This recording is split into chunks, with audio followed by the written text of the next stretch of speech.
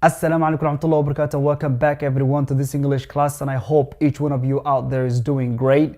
Great in health, great in learning, great in trying, great in facing failure, and also great in never giving up. Because we're living today in an abundant world where everything is possible. The possibilities that are available to you and I today is limitless. There's so much content across the internet that you can learn from today. Today, there is little that you might say, I can't find. If you go to Google, if you go to YouTube, you will find so much content where you can learn at least something.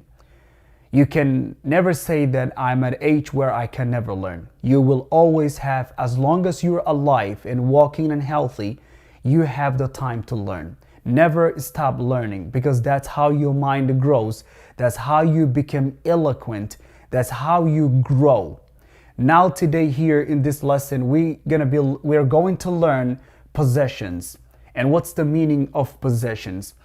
Possessions, before we get into that, this word will at some point come back during our lessons, and you will find it in a sentence and you will learn more about it. But as of today here, in a little bit, I'll explain to you guys in Somali. I added a little explanation here that will give you a deeper meaning as to what it means. But today I divided into two. Now it's 1 and 2. Number 1 here is which is part 1 and part 2. Now I'll explain to you guys in Somali, but I can read it in English and then explain to you guys in Somali, which will give you more understanding as to what this is all about. Now, possessions means to own something. To own something. Now, I own a car. Let me give you an example. I own a car. I own a house. I own a camera. I own a laptop. I own a bed. Owning means, this is what the word means. In other words, possession means to own something, to possess something. Now I'll get into Somali part that will give you more details. Dhammaantiin kusoo dhawaada English classkan. Waxaan doonayaa, ma dooni English waan ku sharixi karay more, laakiin maadaama in badan oo idin ka mid ah weli aydan Englishka si fiican ula qabsan, waan ogahay dad fara badan English si fiican uga hadla, fahmaya, garanaya inay i daawanayaan. Aan hubo 200 jeer inaad qaarkiin iga badisaan. Haddana saasoo ay tahay, waxaan doorbiday marka hore inaan English idin ku bilaabo. Waxaana hadalkayga ugu horreeyay haddaydan fahmin aan ku bilaabay, waxaan adduunka macquul ahayn ma jiro. Macquul la'aanta qofka bini'aadamka ahi uu qabo waa tan maskaxdiisa isagu ku abuuro. Waxayna ka imaanaysaa waa lack of confidence, inuusan kalsooni lahayn qofku. The only limit jiraba, ereyga limit waa xad. ereygaas haddaad maqashaan waa xad. macnaha xadka maaha dad kii diinta xadka laga gudo maaha. xad inuu isu yeelo qofku uu isxadeeyo. ereyga limit. Marka limit ka bini aadamka in badan maanta ay leeyihiin, waxaan isku dayaa in badan oo idin kamid markaan Soomaali ku hadlay ereyada inaan soo qaato saydan u iloobin. And that will definitely help you in the long run. Because I know from my own experience that helped me a lot.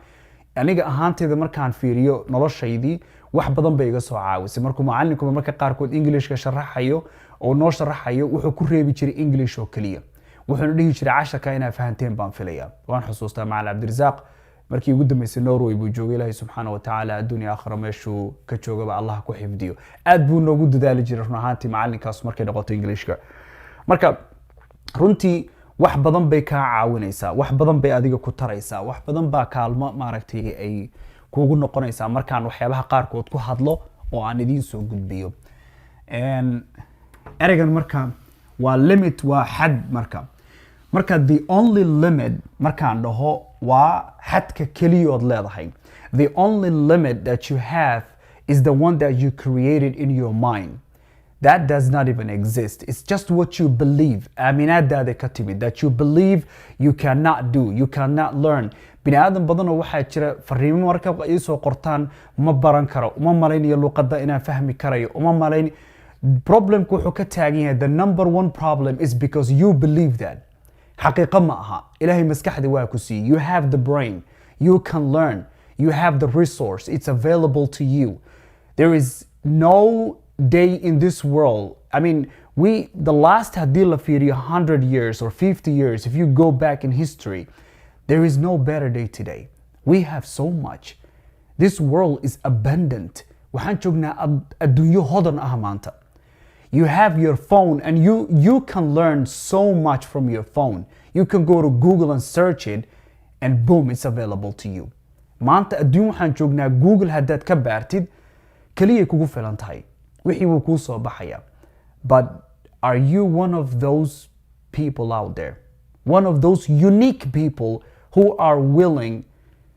to give up almost anything to get something else because in order to get something you have to give up on something else and in order to get what you never had out of your life you have to do something you never did haddaad rabto noloshaada inay wax ka soo baxaan oo isbedel ku yimaado waxaadan hore u samayn jirin waa inaad horta keentid haddaad doonayso wax cusub noloshaada inuu soo galana wax hore duuga waa inaad ka tuurtid that's the only way but now intaas waxay iga ahayd dhiirigelin to just guys to motivate you and give you an idea as to what to do next and what to think and how because everything is about you it's not about the lesson it's not about the teacher it's not about the timing everything is about you now I might give you a lesson today but it's up to you what you do with it I might give you a lesson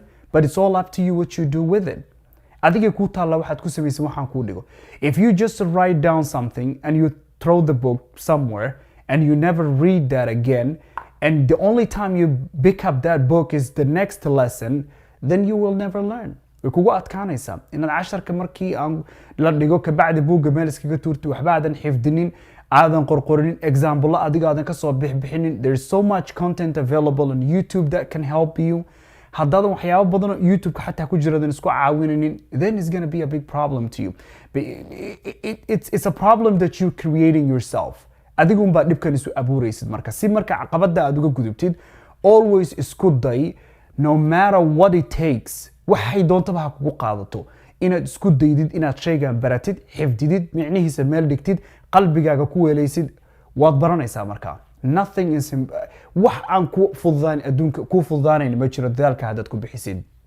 maanta possessions ereyga kan waa lahaansho Soomaali waan idinku qori karaa halkan laakiin waxaan doonayaa more inaad saan u barataan waayo wax badan bay ka caawinaysaa ereyga possessions waa lahaansho marka waxaan u kala qaybiyay laba qaybood oo qaybtan koobaad iyo qaybtan labaad waxaan u kala qaybiyay singular iyo plural iyo singular maxay kala yihiin labadan erey kan waa jamac markuu yahay kan waa markuu kali yahay baan leeyahay kanna waa markuu jamac yahay waa wixii kani hal iyo wixii la mid ah kanna wuxuu tilmaamayaa labo iyo wixii ka badan labo iyo wixii ka badan haddaan u guda galno ereyga my waa waxayga aniga waxaan leeyahay haddaan dhaho my pen ama aan dhaho my marker haddaan idhaahdo waa aniga iska leh sax marker baa layihahdaa kan my red marker or my marker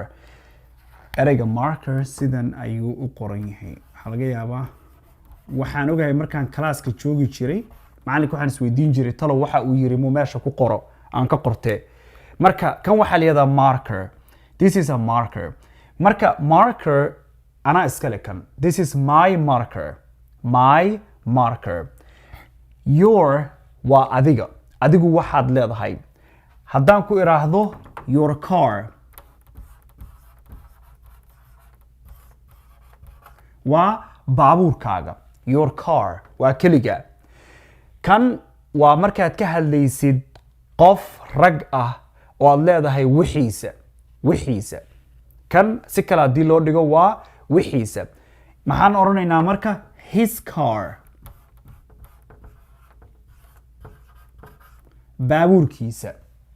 baabuurkiisa her waa qof dumara markay tahay waxeeda maxaan dhahaynaa iyadana her car capital inta ka dhigay ahayd daraart ka dhigay her car baabuurkeeda ereygan it's waxaa loo isticmaalaa waxaan noolaha ahayn it's hadda kan it's waa waxa aan noolaha ahayn marka it's waxaa loo isticmaalaa xayawaanka iyo waxa aan noolaha ahayn it's ayaa loo isticmaalaa hadduu xayawaan yahay iyo haddii uusan noolayn labadaba lahaanshahooda loo isticmaalaa tan dhinacan kale waa wixii labo ka badan waa labo iyo wixii ka badan hour waxeenna waan ka badannahay laba markaan waxeenna leenahay waxaan inagu leenahay waa hour there waa waxay iyagu leeyihiin waxooda ereygan waa waxooda kan waa waxeenna waxaan inagu leenahay waxay iyagu leeyihiin hour waa waxaan inagu leenahay tusaale ahaan our names hadda waa u tegi doonaa ereyada marka esta lagu darayo jamc ay noqonayaan our names magacyadeena ama our name magaceena guudeen isla wadaagno kan waa their house gurigooda kulli sentenceyaan gelin doonaa hadda jumlan gelin doonaa biidin illah waa idinla wadaagi doonaa casharka ku xiga kan si aad u fahantaan more u garataan your maxaan meesha labaad u geliyay kan waa waxaaga soo mahayn kan wuxuu noqonayaa markay jamac yihiin oo ay dadku badan yihiin iyagoo badan oo dadku ay badan yihiinna way noqotaa tusaale ahaan idinkoo group oo meel fadhiya waxaa laydin leeyahay how are you waana hal qof maahana dhowr qof baa lala hadlayaa marka your waxay tustaa in ay jamac tahay iyaduna lahaansho jamac ah ayay tusaysaa kulli sentence ayaan biidinlahay subxaana wa tacaala casharka ku xiga aan idinku keeni doonaa waxaana dhammaantiin idin leeyahay qof kastoo idinka mid a cashar kastood qaadataanba waan ogahay inuu idinku yaryahay waan ogahay inaad leediin casharkani aad buu noogu yaryahay laakiin dadaalkaaga bixi intaa qaadan karta casharka qaado intaa qori karta qor internetka waxaad kasii baran karta ku dari karta ku dar biidn illah way kuu sahlanaanaysaa way kuu fududaanaysaa tartiibtan wax fara badan baad ku baran doontaa waan ogahay inaad leedahay intan oo shanta beriba casharka shanta beri waa daali doontaan wax badan baan wax akhriyey oo aan wax badan baan isku dayay inaan waxyaabo fara badan barto waan ogahay wax qofku uu kaga daali ogyahay ma jirto in uu ku celceliyo oo hal shay uu dul taagnada asbuuca dhan ood ku caajisaysan marka si taasoo aysan u dhicin biidnillahi subxaana wa tacaala tartiibtiina u qaata ilaahay baa idin kaalmayn doona waadna baranaysaa nothing adduunkan aan macquul ahayni ma jiro biidnillahi subxaana wa tacaala dhammaantiin bayntina casharka ku xiga beri dib ugu kulmayno wasalaamu calaykum waraxmatullahi tacaala wabarakaatuh